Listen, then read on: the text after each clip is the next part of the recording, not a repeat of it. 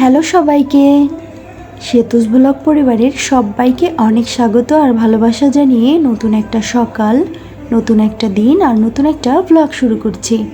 আশা করি সবাই ভালো আছেন, সুস্থ আছেন আর আমরাও ভালো আছি। আজকে রবিবার আর এখন সকাল 8টার মতো বাজে আর এখন থেকে আপনাদের সঙ্গে নিয়ে আজকের ব্লগটা শুরু করছি। আজকে ঘুম থেকে উঠতে অনেকটাই দেরি হয়ে গেছে, ইচ্ছা করেই উঠেছি কারণ আজকে না রান্না বাড়ার ঝামেলা একেবারেই কম। কারণ দুপুরবেলা একটা বউ ভাতের নিমন্ত্রণ আছে, ওখানে যাব, এর জন্য অল্প কিছু রান্না করব, তো ইচ্ছা করেই দেরি করে ঘুম থেকে উঠেছি। অনেক দিন পরে এতটা দেরি করে ঘুম থেকে উঠলাম আর ঘুম থেকে উঠেই দেখছি যে মাথাটা ব্যথা করছে, এজন্যই চা নিয়ে বসলাম আর ততক্ষণে দেখি সুপ্তর বাবাও ঘুম থেকে উঠে গেছে। তারপর দুজনে মিলে গল্প করতে করতে চাটাও খেয়ে নিলাম। আর আজকে না ফুল দিয়ে একটু অকাজই করব, কারণ পূজাতে তো দেওয়া হয়, অনেকটা ফুলই না গাছে থেকে যায়, সবগুলো ফুল আমি তুলিও না প্রতিদিন, তো আজকে ইচ্ছা করলো কিছুটা ফুল জলে ভিজিয়ে রাখার। আর এখানে এই যে বেলি ফুলগুলো রেখেছি, ঘরের মধ্যে কিন্তু বেলি ফুলের ঘ্রাণে একদম ময়ময় হয়ে যাবে।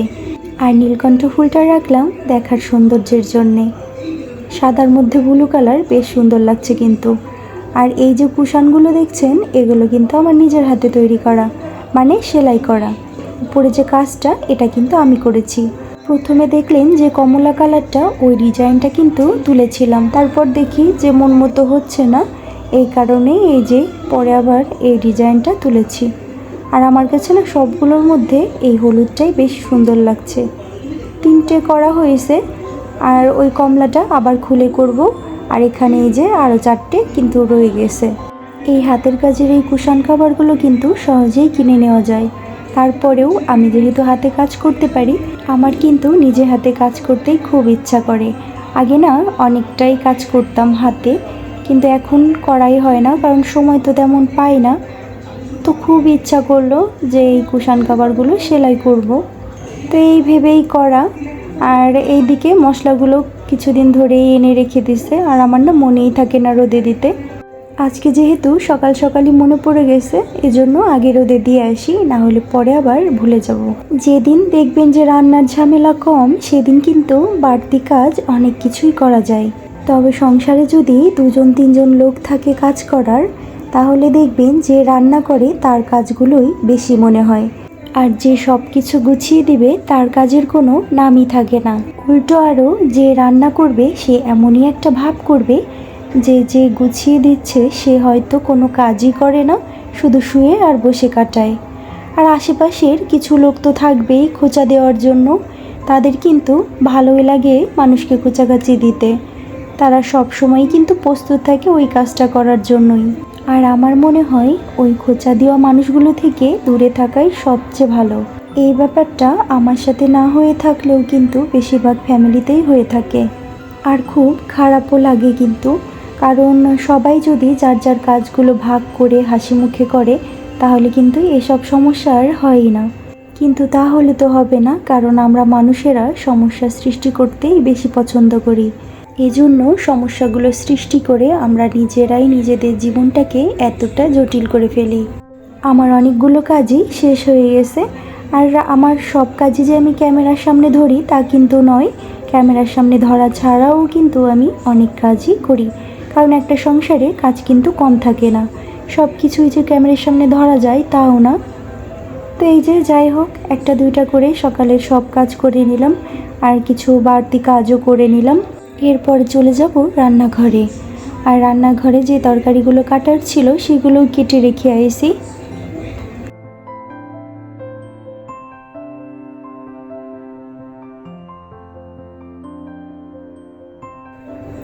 আজকে রান্না করব সব ফাঁকিবাজি রান্না, লাউয়ের ঘন্ট আর ইলিশ মাছ জাল দেব শুধু। তো ইলিশ মাছ জাল দেওয়ার জন্য গাছের মরিচ তুলতে আসলাম, কারণ গাছের মরিচগুলো না আবার পেকে যাওয়ার সময় হয়ে যাচ্ছে, এই কারণেই তুলে নিচ্ছি, কারণ সবগুলোই না হলে আস্তে আস্তে করে পেকে যাবে। আর এগুলো না তোলা পর্যন্ত না নতুন করে ফুলও আসে না। আমি যেহেতু সব মাছই রান্না করি ভেজে, তো ইলিশ মাছটা তো ভাজতে হয় না, যে কারণে ইলিশ মাছ যদি রান্না করি না খুব তাড়াতাড়ি রান্না হয়ে যায়। আর আমি কি করি, যেদিন দেখি ঘুম থেকে অনেক দেরি হয়ে গেছে উঠতে, সেদিন যদি ফ্রিজে ইলিশ মাছ থাকে তাড়াতাড়ি করে ইলিশ মাছটা রান্না করে ফেলি, কারণ ওই যে তাড়াতাড়ি হয়ে যাবে রান্নাটা। এর মধ্যে কিন্তু আমি মশলা খুবই কম দিছি। মশলার মধ্যে শুধু একটু সর্ষের তেল, হলুদ আর জল আর লবণ তো দিতেই হবে, আর কাঁচামরিচ দিছি। তো এগুলো দিয়ে ঢেকে দিছি, এতেই কিন্তু মাছটা অনেক টেস্টি হয়। আর মাছটা না বেশ বড়ও ছিল আর তাজাও ছিল, যে কারণে মশলা ছাড়া রান্না করাতেই কিন্তু অনেক স্বাদ হয়েছিল। কালকে রান্না করব ছানার রসা, এজন্য রান্নাবাড়া শেষ করে তারপরে রান্নাঘর পরিষ্কার করে একটু ছানা কাটতে আসলাম, কারণ কালকে তো সোমবার, নিরামিষের দিন, কি রান্না করব এ তো শুরু হয়ে যায় আর একটা অশান্তি। এর জন্য এই ছানাটা কেটে রাখা, কালকে না ওই সকালবেলা উঠে ছানা কেটে রান্না করতে অনেকটাই টাইম লেগে যাবে। এজন্যই এই যে ছানাটা কেটে ধুয়ে সুন্দর করে বক্সে রেখে দিলাম, কালকে শুধু ফ্রিজ থেকে বের করেই রান্না করতে পারবো। এখন বাজে প্রায় 1:30, আর আমি স্নান করে চলে আসলাম। এখন আস্তে আস্তে করে রেডি হয়ে নেব। আর রেডি হয়েও গেছি, সুপ্তর বাবাও চলে এসে। এটা কিন্তু এই যে নতুন বউকে দেওয়ার জন্য একটা শাড়ি কিনেছি। ইদানিং এই শাড়িগুলো আমার বেশ ভালোই লাগে, তো নতুন বউকে দেওয়ার জন্য এটাই মনে হয় ভালো হয়েছে। তা আমি তো বক্সে ঢুকাতে পারছিলাম না, এজন্য সুপ্তর বাবা বক্সে ঢুকিয়ে ব্যাগে ঢুকিয়ে দিল। চলে আসলাম আমরা বিয়ে বাড়িতে। এই যে আমাদের মিষ্টি নতুন বউ, আর বউয়ের সঙ্গে যে আমি একটা ছবি তুলবো সেটা কিন্তু সম্ভবই ছিল না, কারণ সামনে না অনেক ভিড় ছিল, যে জন্য ভালো করে ভিডিও করতে পারিনি। বসে গেলাম খাওয়া দাওয়া করার জন্য। আর আজকে খাবারের মেনুতে ছিল পোলাও, তারপরে বেগুনি, মাছের মাথা দিয়ে মুগ ডাল, রোস্ট, মাছ। তো মাছটা আমি নিয়েছিলাম না, এর জন্য আর দেখাতে পারিনি। তারপরে দই মিষ্টি এগুলো তো ছিলই। খাওয়া দাওয়া করে সোজা বাসার দিকে।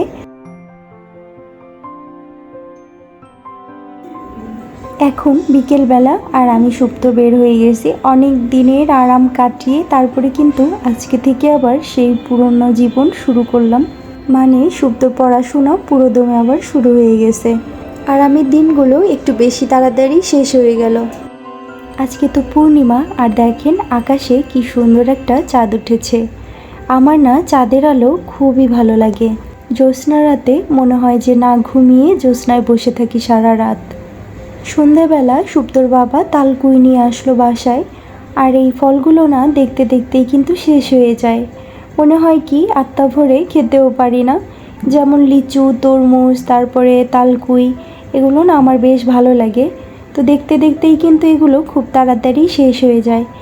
খুবই অল্প কিছু দিন এই ফলগুলো বাজারে পাওয়া যায়, তারপরেই তো শেষ হয়ে যায়। আমার ইচ্ছা করে কি যে সারা বছরে যদি এই প্রিয় ফলগুলো পাওয়া যেত তাহলে মনে হয় খুব ভালো হতো।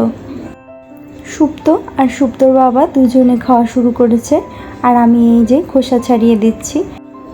ওদের দুজনের খাওয়ার সঙ্গে সঙ্গে আমি কিন্তু খোসা ছাড়িয়ে দিতেও পারছিলাম না, এত তাড়াহুড়া করে খাচ্ছিল। এখন রাত 9টা, সাড়ে 9টার মতো বাজে। চলে আসলাম রান্নাঘরে, কারণ রাতের রান্না আজকে না করে রেখে যাইনি। আজকে তো রাতে এই যে কাবাব রেখে দিয়েছিলাম, ওটাই করবো ভাবছিলাম। তো এর জন্যই অল্প অল্প রান্না করেছিলাম। মাছ না ফ্রিজে রয়ে গেছে, ওটা রেখে দিয়েছি।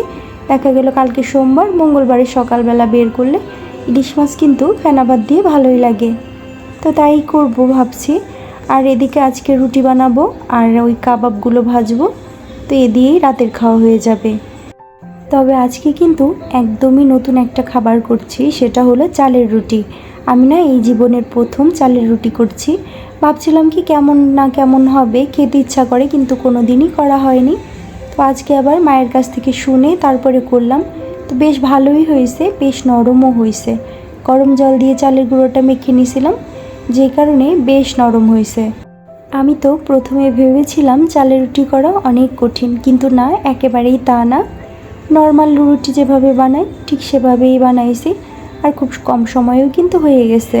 রুটি আর কাবাব বানাতে আমার প্রায় 40 মিনিটের মতো লাগছে। তো বন্ধুরা, ভিডিওটা এখানেই শেষ করি। খুব তাড়াতাড়ি দেখা হবে আবার নতুন আরও একটা ভিডিওতে। ততক্ষণ পর্যন্ত সবাই ভালো থাকবেন, সুস্থ থাকবেন আর সাবধানে থাকবেন।